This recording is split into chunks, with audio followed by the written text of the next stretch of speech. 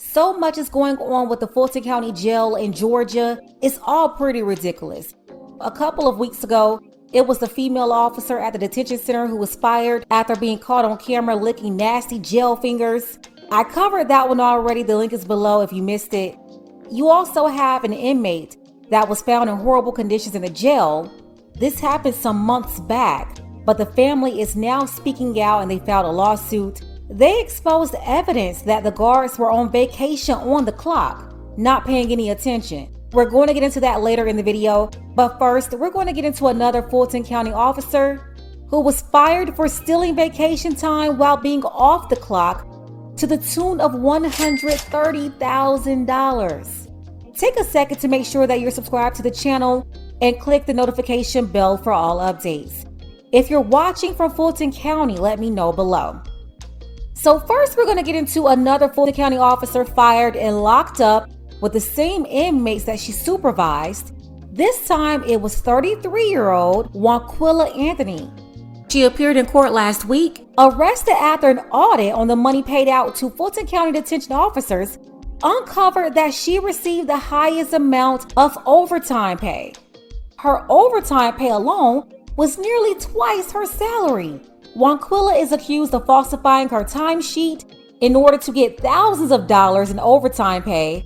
She was charged with multiple felonies, including theft by taking, first-degree forgery, and violation of oath by a public officer. Her salary is $50,000, but investigators found that within the last year, Wanquilla collected $130,000. She claimed to work so much overtime that authorities found it to be physically impossible.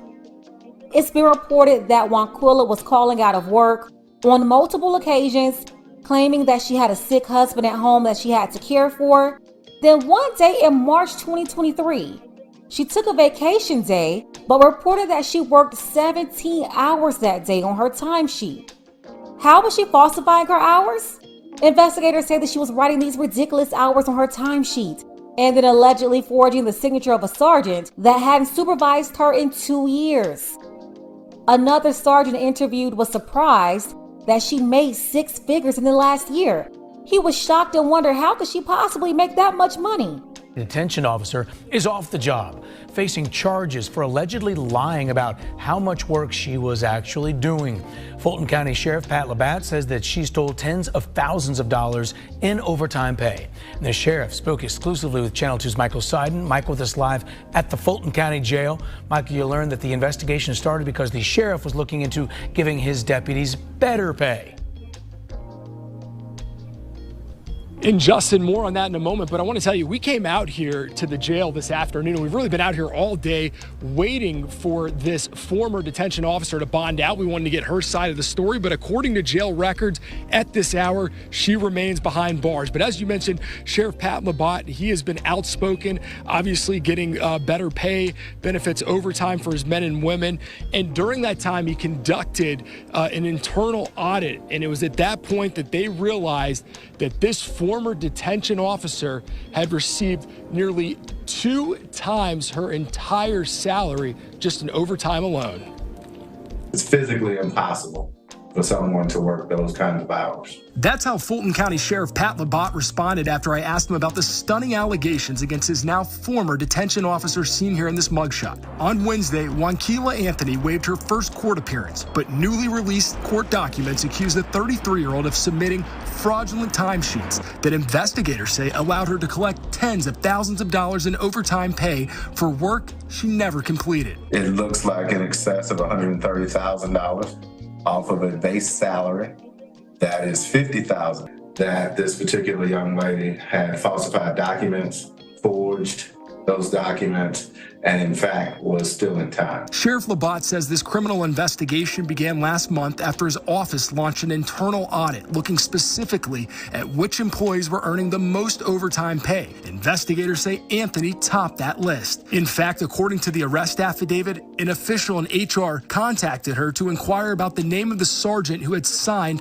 the time adjustment sheet. But the sergeant denied signing her timesheets, telling the investigators that he had not worked with her since 2021. Now, court documents also show the sergeant signed a blank timesheet and compared the signatures, which appeared different. We've also learned investigators spoke with multiple officials, including a second sergeant who gave this account about Anthony. She frequently calls out, saying her husband is sick and has to have surgery. Now, the sergeant also says she took a vacation day last month, but when they checked her timesheet, she claimed to have worked 17 hours that day. This is not representative of the hundreds of women and men that work for the Fulton County Sheriff's Office.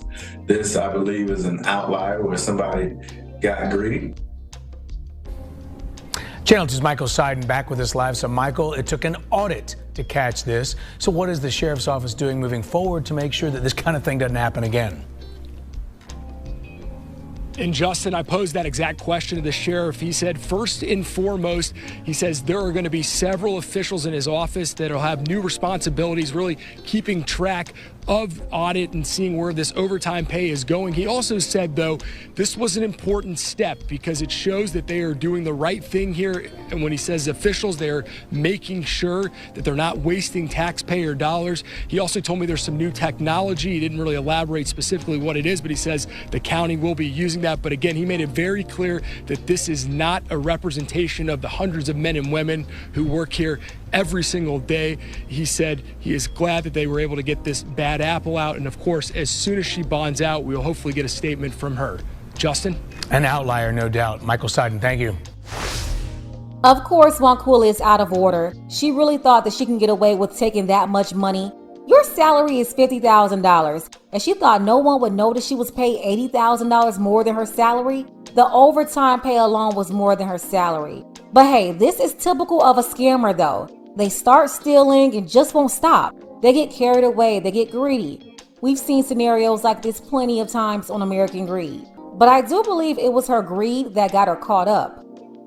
You know, the employee who performed that audit, they pulled up the records and saw $130,000 at the top with Wanquilla's name next to it and was probably wondering how did Wanquilla get paid so much more money more than them.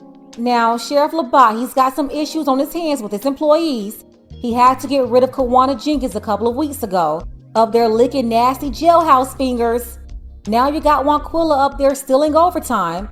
And one point that he made in both cases is that the one person in that particular case didn't reflect the behavior of the other men and women who work there. Well, I don't know, something isn't right. That's exactly what one family is calling out right now. The family of a mentally ill man said that he was found covered in bed bugs. That man was 35-year-old LaShawn Thompson of Winter Haven, Florida. LaShawn was arrested for misdemeanor simple battery in Atlanta last year. He was taken to the Fulton County Jail, where he was placed in the psychiatric wing after officials determined that he was mentally ill. According to a Fulton County medical examiner's report, LaShawn was found unresponsive in his jail cell on September 19th and pronounced deceased after failed life-saving attempts by responding local police and medical personnel. An officer stated in a report that the last time LaShawn was seen alive was unknown, but there was no obvious signs of trauma found on his body. The medical examiner also noted that his entire body was covered in bed bugs. They said it was a, quote, severe bed bug infestation in the inmate's cell in the psychiatric ward. His cause of death was listed as undetermined, but the family's attorney says he was eaten alive by bed bugs. And tonight, a very disturbing story. The family of a 35-year-old man who died in custody is speaking out against the Fulton County Jail, claiming he was eaten alive by bed bugs while he was behind bars. Tracy A. McPierce spoke with the family and joins us live from the Fulton County Courthouse. Tracy, what is his family saying tonight? Well, I spoke with LaShawn Thompson's family just a few hours ago, and they tell me no one deserves to die in such a horrible way. He was like an everyday person that liked to laugh, play, watch TV. He loved music. Brad McRae says after not speaking with his brother LaShawn Thompson for a while, he found out last year he'd been arrested in Atlanta in June and in September died in the Fulton County Jail. I just got a phone call that your brother was found unresponsive But what made matters even worse was when he found out he had died in the psychiatric wing, covered in sores and bites from bed bugs. The Fulton County ME lists his cause of death as undetermined, but his family claims an infection from the bites led to his death. The pictures of Thompson's dead body, covered in bites, are graphic, and the pictures of his cell show the filthy conditions. Getting a loss was unbearable, something nobody should see those type of pictures. They put that man in that cell, left him there to die. On Thursday afternoon, McRae and his family joined attorney Michael Harper to bring attention to Thompson's death and demand change. Asking for a criminal investigation and asking for the jail to be shut down. We reached out to the Fulton County Sheriff's Office about the family considering a lawsuit, and they responded with condolences for Thompson's family. They also shared that after Thompson's death, immediate action was taken, including, but not limited to, $500,000 to address an infestation of bedbugs, lice, and other vermin, and updating security rounds to include addressing sanitary conditions. The Sheriff's Office tells 11 Alive the investigation is ongoing and will determine whether any criminal charges are warranted. It could be your family members, so we just want people to stand up and talk about it and get it to the public. Now, their attorney tells me they plan on filing a lawsuit against the Fulton County Sheriff and detention officers once they have proof that the bug bites led to the infection that caused his death. They tell me that could happen in the next 2 months. All right, Tracy, thank you. The Atlanta attorney that the family hired is also asking for a criminal investigation into the matter and major changes at the jail.